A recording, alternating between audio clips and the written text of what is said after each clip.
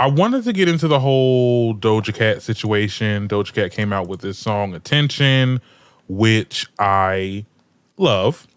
You know, at first I wasn't sure how this was going to sound because we did hear the clips a day before the song actually dropped. And at first I was like, it's not my tempo. Like, it's a little too slow. What's with the guitar and all that? Didn't get it. But I never should have actually made that take on TikTok because I feel like, well, I mean, I didn't say I disliked it. I just talked about the drama behind it. But like at first, it didn't really grab me that much. But actually listening to the song, fully, I think it's a solid opener to her new project.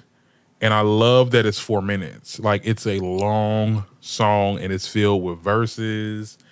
And I also love that the beat and I kind of did like the little guitar in the background. People are saying that she's trying to dabbling a little bit into like, I'm not saying country, but rock in a sort of way. It's going to be like, you know how Doja likes to mix things around. Like she'll do like a country R&B type thing. Like she'll mix some shit around. Like she turned Say So from a regular pop song to a heavy metal song to like a regular R&B song. Like she is the master of like just blending sounds and genres. So I think that this is a good opener. The visuals were to die for, as per usual. Doja Cat knows how to do a music video. I haven't seen a single Doja Cat music video that I was actually bored with. And it's so crazy because I love and I hate this girl. Like I told this to my best friend the other day. Like I cannot stand her social media presence. Like she's just been so gutter on Twitter and stuff like that. But I get it. I get it. Because it's going with the narrative of this rollout or whatever. I get it. Or she's like at a place now where she don't give a goddamn and F what y'all gotta say, and I'm gonna have this bald head and I'm gonna look good. I'm gonna still look good and still, get all the menses or whatever the case is. Like I get it. And I love her music, but I don't know. I wasn't vibing with her lately with the social media, her the way she be acting on there or whatever. It's just my personal opinion. However, we're gonna keep it to the music.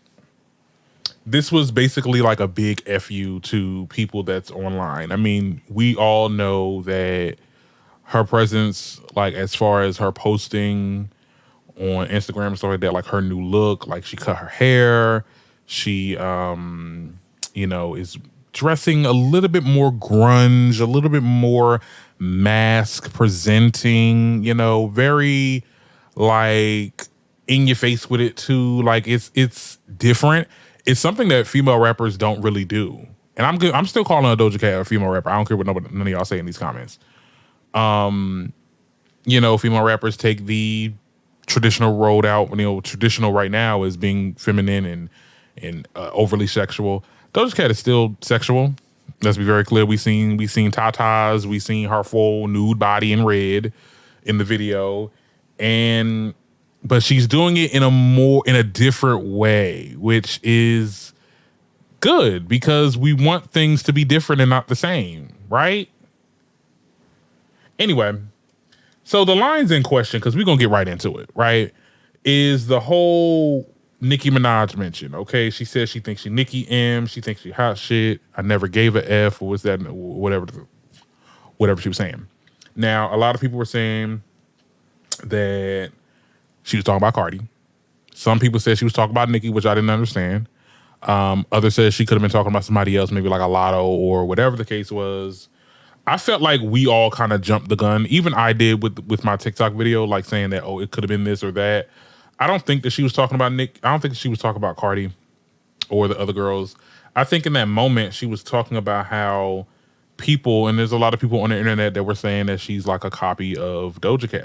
Doja is a copy of Nicki, and somehow everything about this girl is 100% like you are repackaged. You got the whole get up, which is not true. It wouldn't be so far from the truth. When I look at Doja, the only thing similar about Doja to Nicki is that Doja is versatile and like Nicki was. And that's why she's so successful, because of her versatility. That's it. That's it.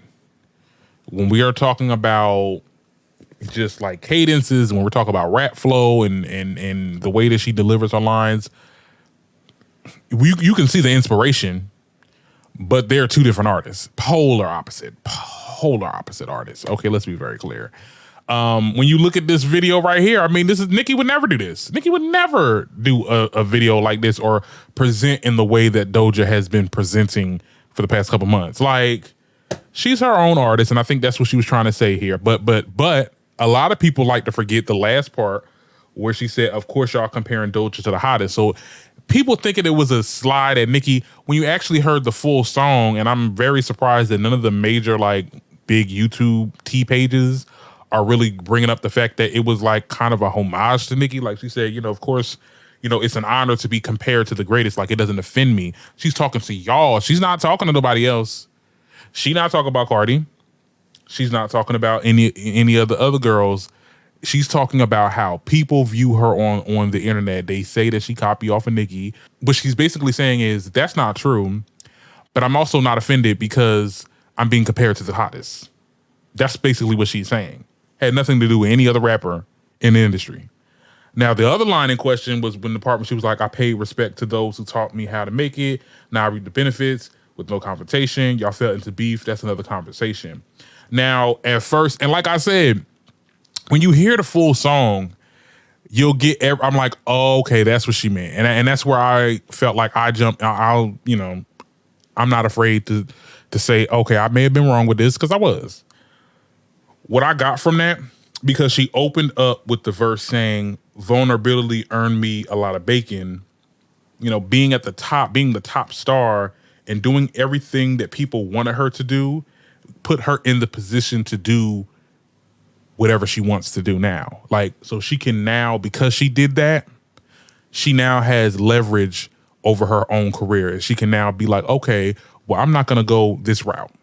I'm going to go this route because I want to go this route. This is my music. I have the control. So the part where she said y'all fell into beef, y'all being the general public fell into beef with her because she wanted to make the change, because she cut her hair, because she wanted to present in a different way than what everybody else was expecting her to do. Everyone expects her to be this pop girl. And I think part of me, and sometimes I'll speak for myself. I don't want to speak for nobody else, but I'll speak for myself. Like, you know, hearing her, I was very hard on her when it came to her talking about her past music and how it was pop and gimmicky and stupid, and, you know, her fans that liked it were super. Like, I think that she is now in a space where she gets to make the music that she always wanted to make, and it's not curated by anybody else. Now, if y'all have a problem with it, that's on y'all. And I think that's what she was saying on the song.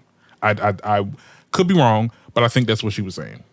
And it makes sense. And at that point, okay, all right, you making the music that you want to make. You can do it.